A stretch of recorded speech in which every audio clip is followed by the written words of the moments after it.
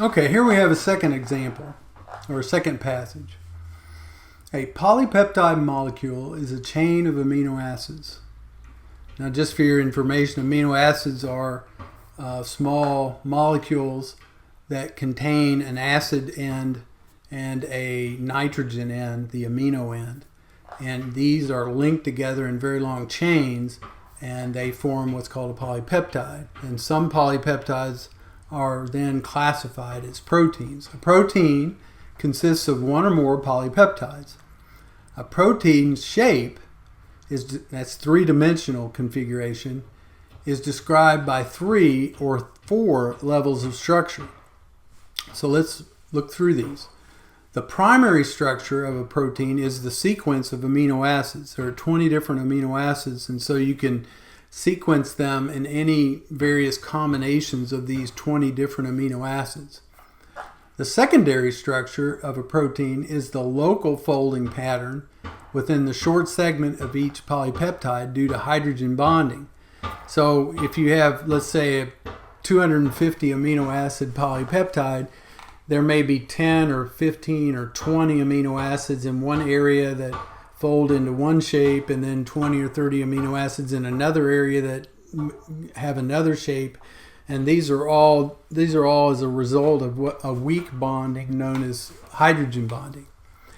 Now, the tertiary structure is the overall folding pattern that results from the interactions between amino acid side chains. Now, the amino acid, in addition to the nitrogen group and the acid group, generally has a side part that's called a side chain, and these interact with other amino acids in a polypeptide. Now, this folding in the tertiary structure that occurs, instead of being localized, it frequently involves half or all of the peptide string. So the entire 250 amino acids can fold into a big ball with a specific shape. And then lastly, the quaternary structure is the result of the clustering between 2 or more folded polypeptides. So some proteins are extremely complex. A good example of this is hemoglobin, that's actually made up of 4 subunits. And these subunits interact with each other, and that's what's known as the quaternary structure.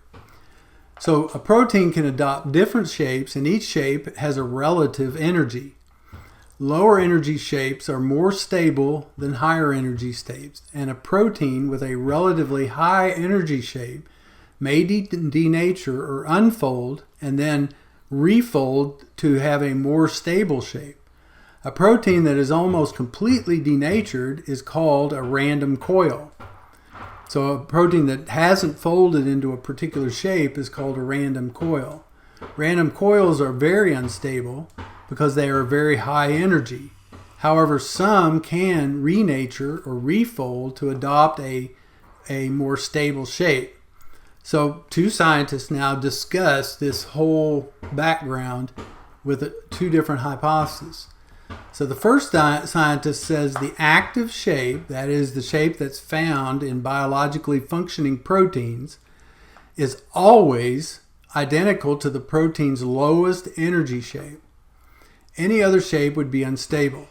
Because a protein's lowest energy shape is determined by its primary structure, its active shape is determined by its primary structure. So the first scientist's hypothesis is very simple.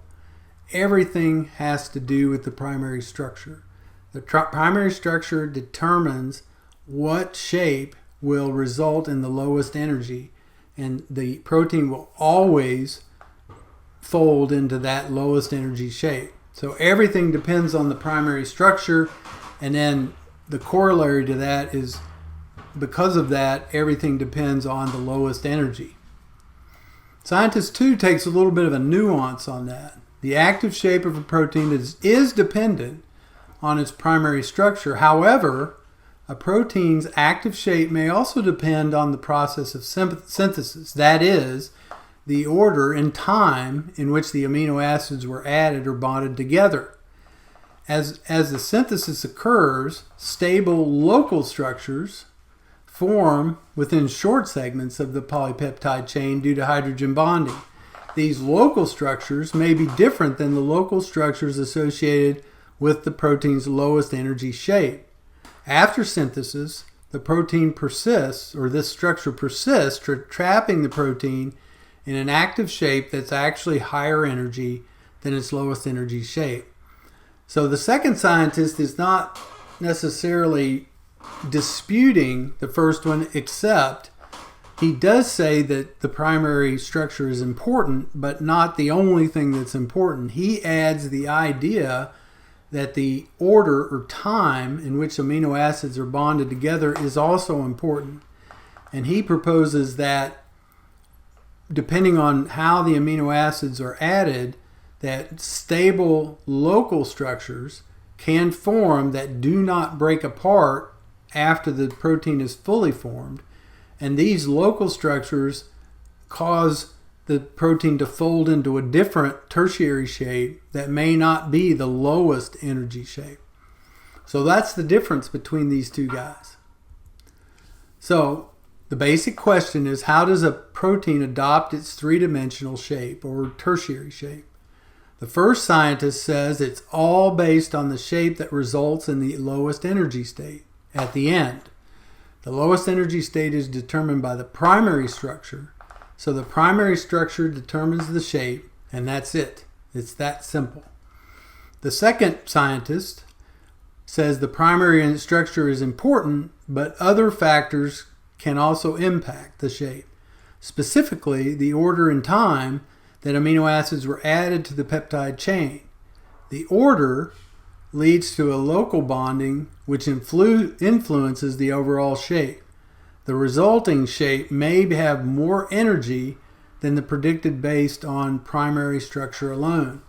Now, I will point out that I'm not sure that any evidence was actually given for either of these, other than the statements that were given that said that the lower energy shape was the preferred shape.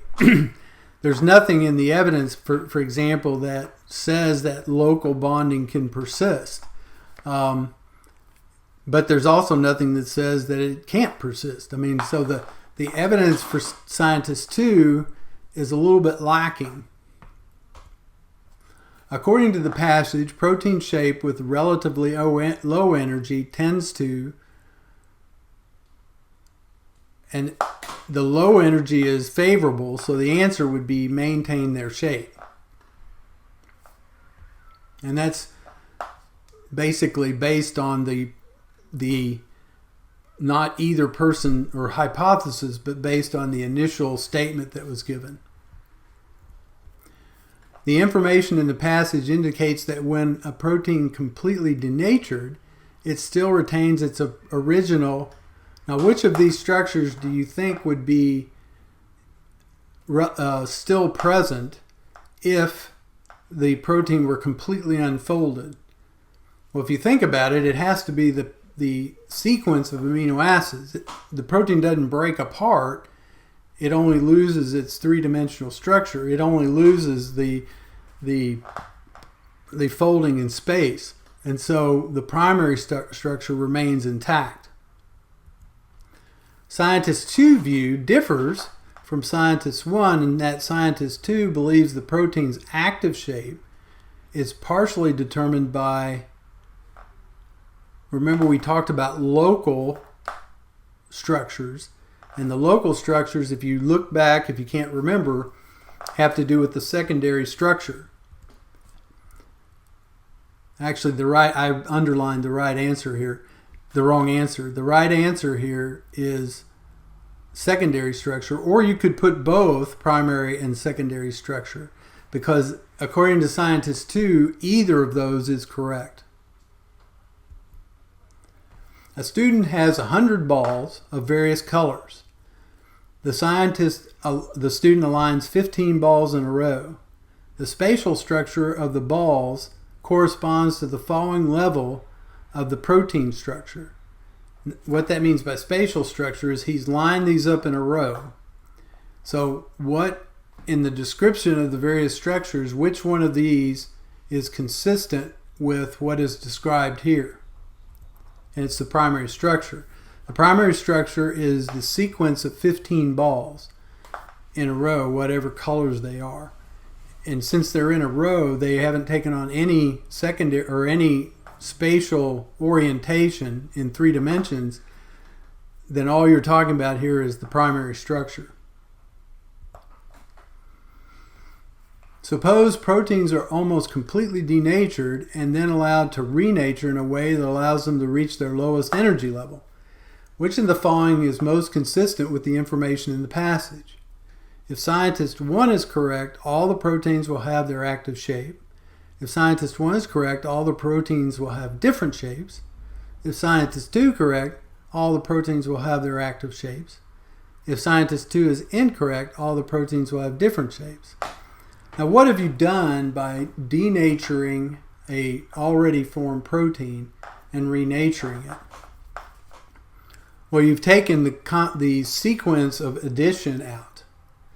And by doing that, the correct answer is, if scientist 1 is correct, all the proteins will have their active shapes. Remember, he said that the timing or sequence didn't matter. And so the shape you get when you remove that factor is going to be the same. So the protein that you have in the end is the same as the protein you started with. And so all the proteins will still have their active shapes. Which of the following diagrams showing the relationship in a given protein shape and its relative energy is consistent with scientist 2's assertions about the energy of proteins and not consistent with the assertions by scientist 1? So you have the energy with random coils is the white bar, the gray bar is the active shape energy, and the black bar is the most stable shape. Now, first of all, the active shape and the most stable shape in scientist 1 would be the same. So consistent with scientist 1 would be if those two were the same. Consistent with scientist 2 would be that those are not necessarily the same. The most stable shape and the active shape could be higher than the most stable shape. In every case, the random coil is always a high one. So H and J are the only possibilities here. So H, in my mind, is consistent with scientist 1, and J is consistent with scientist 2. And it asks about scientist 2, so the answer is J. Scientist 2 says that a protein may be trapped in a relatively high energy state. Which of the following findings could be used to refute this argument? Now, this is adding new evidence and seeing if you can look at scientist 2's hypothesis and see which of these is not consistent with that. Once a protein has achieved its tertiary structure, all the local foldings are stable. Would that finding be inconsistent with scientist 2? Enough energy is available in the environment to overcome local energy barriers, driving proteins to their lowest energy state. Now, that would be inconsistent with scientist 2. During protein synthesis, the secondary structure of a protein is determined before the tertiary structure is formed. That's consistent with scientist 2. Lastly, proteins that lose their tertiary or quaternary structure tend to lose their biological function. That honestly has nothing to do with either scientist. So in my mind, the best answer is number 2, because it takes out the critical aspect of scientist 2's argument, which is that local energy barriers drive the protein's shape in some degree. This says that there's enough energy to overcome that and drive the proteins to the lowest energy state. And this would be very consistent finding with scientist 1. Okay, that is the end of this. Take your time when you're going through the homework and make sure that you follow the steps that I discussed in the slides.